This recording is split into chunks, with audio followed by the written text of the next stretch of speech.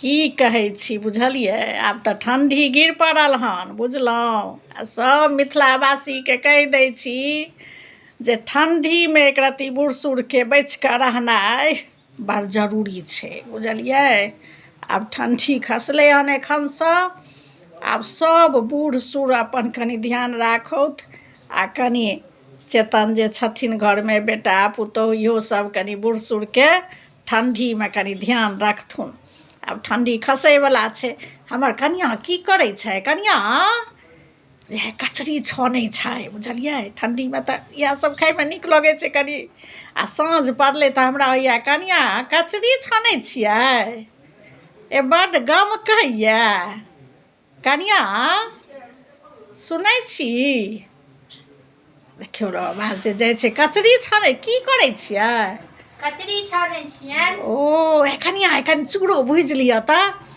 एक रत्ती कनि चूड़ा आ कनि कचरी तहन तऽ बाप रे। एखन मिथिलामे अपना सबके ठण्डीमे चूड़ा भूजल आ कचरी। आब सच कहै छी साँझ पड़ल कि सब अपन घरे घरे जलखै हुअ लगै छै बुझलियै। हमरो पुतहु कचरी छनै छै ठण्डी खसलै आब। आ कनि कहै छै कनि चूड़ो भूजि लिअ तऽ कनिआँ। आ बूढ़ोके नीक लगै छनि कचरी आ चूड़ा भूजल नीक लगै छनि। की कचरी बनेलियै ओ चूड़ो भुजने छलियै। लाबऽ लाबऽ बाप रे बाप चूड़ा भूजल आ कचरी देखियौ हैया पुतहु हमर दऽ गेलखिन हन। चूड़ा भूजिकऽ आ कचरी बनाकऽ। आब ठण्डी खसलै ने बूढ़ोके दियौन तऽ एहिमे बहुत यऽ।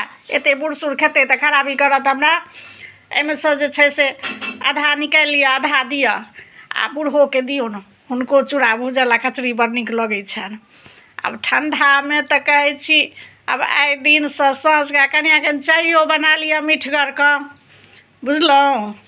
आब कनि चाइयो बेसी भऽ जाइ छै ठण्डीमे। आ कनि सभगोटाके कहै छी बूढ़ सूढ़के कनि ध्यान रखै जेबै ठण्डीमे।